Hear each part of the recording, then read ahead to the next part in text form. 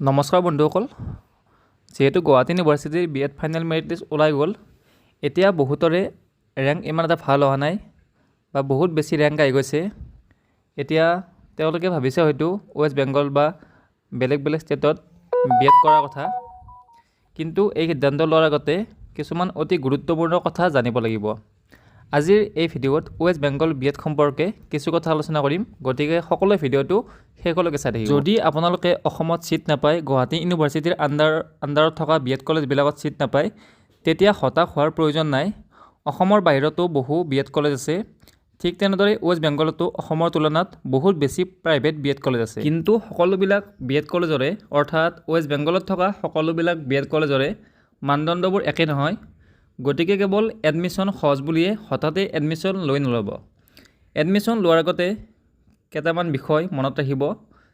কলেজখন NCT approve হয়নে নহয়, কলেজটো UGC স্বীকৃত বিশ্ববিদ্যালয়ৰ অধীনত আছেনে নাই, আৰু এই ডিগ্ৰী ভৱিষ্যতে অসমত টিচাৰ ৰিক্ৰুটমেণ্ট বা টেটৰ বাবে গ্ৰহণযোগ্য হ'বনে নহয়, কলেজখনৰ একাডেমিক ৰেকৰ্ডবোৰ কেনেকুৱা, এইবোৰ সকলোবিলাক জানি ল'ব লাগিব। বৰ্তমান সময়ত আপোনালোকে ছ'চিয়েল মিডিয়াত এনেকুৱা কিছুমান এজেণ্ট পাব, সেই এজেণ্টবোৰে আপোনালোকক কমিশ্যনৰ আশাত ৱেষ্ট বেংগল বি এড সম্পৰ্কে বিভিন্ন কথা ক'ব।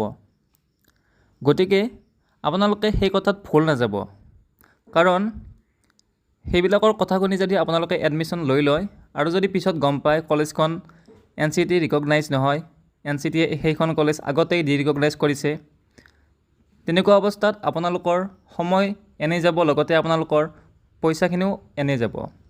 গতিকে আপোনালোকে এডমিশ্যন লোৱাৰ আগত সকলোবিলাক তথ্য ভালদৰে চালি জাৰি চাইহে এডমিশ্যন ল'ব। এতিয়া বহুতে সোধে ৱেষ্ট বেংগলৰ বি এড ডিগ্ৰী লৈ অসমত চাকৰিৰ বাবে এপ্লাই কৰিব পাৰিম নে নোৱাৰিম।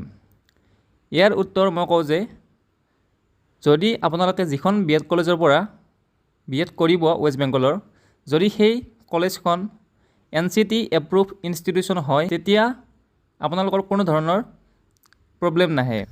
অকল অসম বুলিয়ে নহয়, যদি আপোনালোকে NCT ৰিকগনেশ্যন থকা কলেজৰ পৰা যদি আপোনালোকে বি এড কৰে, তেতিয়া যিকোনো ষ্টেটতে সেই চাৰ্টিফিকেটখন ভেলিড হ'ব। যদি আপোনালোকে ৱেষ্ট বেংগলত বাবা চাহেব আম্বেদকাৰ ইউনিভাৰ্চিটি বা অন্য ইউনিভাৰ্চিটিৰ আণ্ডাৰত যদি আপোনালোকে বি এড কৰিব বিচাৰে, প্ৰথমতে সেই ইউনিভাৰ্চিটিৰ আণ্ডাৰত থকা যিবিলাক কলেজ আছে, সেই কলেজবিলাকৰ NCT ৰিকগনেশ্যনটো চাই ল'ব, আৰু NCT ৰিকগনেশ্যনটো আপোনালোকে NCTৰ অফিচিয়েল ৱেবছাইটত যাই চাব পাৰিব। গতিকে আপোনালোকে যদি ভাবিছে গুৱাহাটী ইউনিভাৰ্চিটিত ছিট নাপাম, ৱেষ্ট বেংগলত বি এড কৰিম, তেতিয়াহ'লে আপোনালোকে ৱেষ্ট বেংগলত এডমিশ্যন লোৱাৰ আগতে ভালদৰে তথ্য সংগ্ৰহ কৰি ল'ব আৰু NCTৰ ৰিকগনেশ্যন চাই ল'ব। তাৰপিছতে আপোনালোকে সেই কলেজখনত এডমিশ্যন লওক।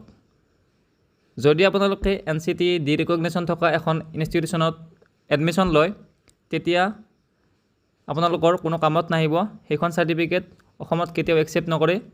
গতিকে সদায় NCT ৰিকগনাইজ থকা কলেজবিলাকতে আপোনালোকে এডমিশ্যন লওক। আপোনালোকে এজেণ্টৰ কথাত ভুল যায় ৱেষ্ট বেংগলত এডমিশ্যন লৈ নল'ব। সকলোবিলাক তথ্য যেনে NCT ৰিকগনেশ্যন বা আন তথ্যবোৰ নিজে এবাৰ ভেৰিফাই কৰি ল'ব আৰু তাৰপিছতেই এডমিশ্যন লওক। গতিকে যদি ভিডিঅ'টো ভাল লাগিছে লাইক কৰিব, আৰু যদি আপোনালোকৰ কিবা ডাউট থাকে মোক ইনষ্টাগ্ৰামত সুধিব পাৰে। মই ইনষ্টাগ্ৰাম ID টো ইয়াত দি দিছোঁ, স্ক্ৰীণত আহি আছে। গতিকে আজিলৈ এইখিনি আছিল। ধন্যবাদ।